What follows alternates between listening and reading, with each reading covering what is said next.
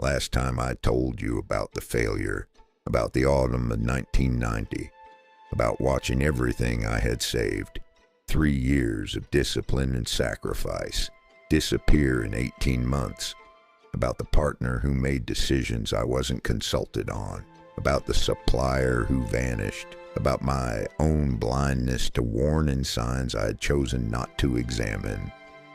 I told you about the post-mortem, the 2 days I spent alone, mapping every decision, every assumption, every blind spot. And I told you that I rebuilt. Today I'm going to tell you how. Not the dramatic version, not the version where I rise from the ashes with sudden clarity and unstoppable momentum, the real version, which was slower, quieter, and more instructive than any story I could have invented. I was 22 years old. I had nothing.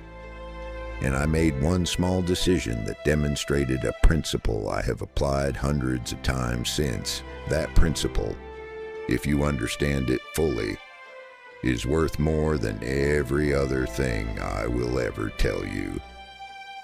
Let me tell you where I was in the months after the failure. I had moved back into a smaller apartment. I had taken on work, administrative, clerical, anything that paid. I was not proud. I was not despairing. I was functional, deliberately, consciously functional. The mentor had told me, become the right person, the money follows. I had understood that intellectually before the failure. After the failure, I understood it in my bones. The failure had not been a financial event. It had been a revelation about who I was at 21, about the gaps in my judgment, about the places where my thinking was sloppy, my due diligence was optimistic, and my self-awareness was insufficient. Rebuilding the money was not the priority. Rebuilding the person was. So for 18 months after the failure, I did something that looked, from the outside, like nothing. I read, I observed, I worked without ambition, I saved without a target, and I thought carefully about everything I had gotten wrong. The people around me thought I had given up, that the failure had broken something in me. They were wrong. Something had been broken. But it was the right thing. The overconfidence, the impatience, the belief that momentum was the same as wisdom. Those things needed to break. And in their place, slowly, quietly, something more useful was growing. Patience, precision, the ability to sit with uncertainty without being driven to resolve it prematurely. These are not exciting qualities. They do not make good stories. But they are the qualities that separate the people who build lasting wealth from the people who build and lose and build and lose on an endless cycle. I was 22, and I was becoming, for the first time, someone who might actually be trusted with significant money. The investment happened almost by accident. I was doing administrative work for a small property management company. Nothing glamorous, filing, correspondence, basic bookkeeping. But I was paying attention. I noticed something. There was a small residential property, a single apartment in a building the company managed, that had been vacant for 4 months. The owner was an elderly man who had moved to be closer to his family. He was not actively trying to sell. He simply hadn't gotten around to it. The property was not impressive, a small apartment in an ordinary part of the city. Nothing about it was exciting, but the numbers were interesting.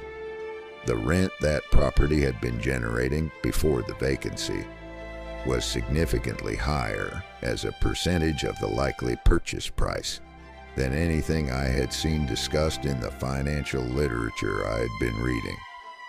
I spent 3 weeks analyzing it, not optimistically, carefully, mapping the downside the way the mentor had taught me. If the tenant leaves immediately, what happens? If the building requires repairs, what is the maximum exposure? If the property market declines, what is the realistic floor? I stress tested every assumption, and when I was finished, when I had found every way it could go wrong and concluded that I could survive each of them, I approached the owner. He was not a sophisticated negotiator. He was an old man who wanted the matter resolved without complexity.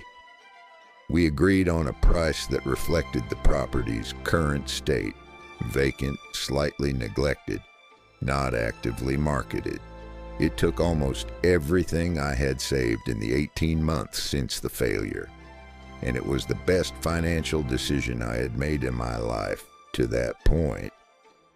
Let me tell you what happened. Within 6 weeks, I had found a tenant, a young professional, reliable, the kind of tenant who pays on time and treats the property well because they value stability. The rent covered the mortgage, which I had arranged carefully, conservatively, with significant buffer, and left a small monthly surplus. It was not a large amount. By any objective measure, the monthly surplus was modest. But something happened when I received that first payment, something I had read about but never experienced. I had done nothing that month to earn that money. I had not worked for it. I had not traded time for it. I had not been present for it. The money had arrived because of a decision I had made 6 weeks earlier. That was the moment. Not reading about it, not understanding it intellectually, but feeling it. That the concept of passive income became real to me, not as a theory, as an experience. And once you have felt that, once you have held in your hand money that arrived while you were doing something else entirely, your relationship with time and money changes permanently. You stop thinking about how much you can earn per hour. You start thinking about how many decisions you can make that will keep paying you after the decision is forgotten. That shift from trading time for money to deploying capital for returns is the single most important mental transition available to anyone who wants to build real wealth. Most people never make it, not because they lack intelligence or opportunity, but because they never have the experience that makes it real. I had the experience at 22, in a small apartment in an ordinary part of the city, and it changed everything. I want to tell you 3 things I learned from that first property that I have applied to every investment since. The first is what I call the survival test. Before committing to any investment, any significant financial decision, I ask one question. If everything goes wrong, not some things, everything, can I survive it? Not comfortably, not without pain, but survive. If the answer is yes, I consider the investment. If the answer is no, I do not proceed, regardless of the upside, regardless of the confidence I feel, regardless of what anyone else thinks.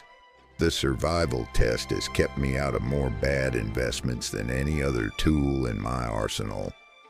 The second lesson was about the difference between price and value. The apartment I bought was priced below its value because the owner was not optimizing for price. He was optimizing for simplicity, for resolution, for the ability to stop thinking about it.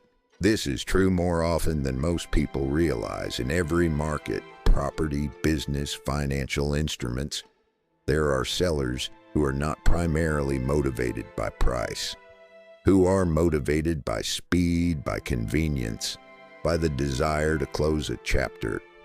These are the transactions where value is created, not by taking advantage of desperation, but by recognizing that different people optimize for different things, and that there is often enormous value available to the buyer who offers what the seller actually wants. The third lesson was about patience as a competitive advantage. I had spent 18 months after the failure doing what looked like nothing, rebuilding slowly, thinking carefully. That period of apparent inactivity was what made the investment possible. Because I had saved carefully, 'cause I had analyzed without rushing, 'cause I had developed, through the discipline of the post-mortem and the 18 months of deliberate rebuilding, the ability to wait.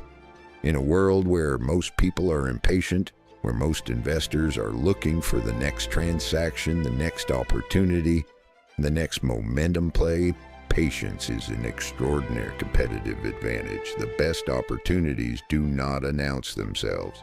They sit quietly, looking unremarkable, until someone with the patience to look carefully enough notices what everyone else has missed. Patience is not passive. It is the most active thing I know. I kept that apartment for 11 years. When I eventually sold it, the return on my original investment was significant.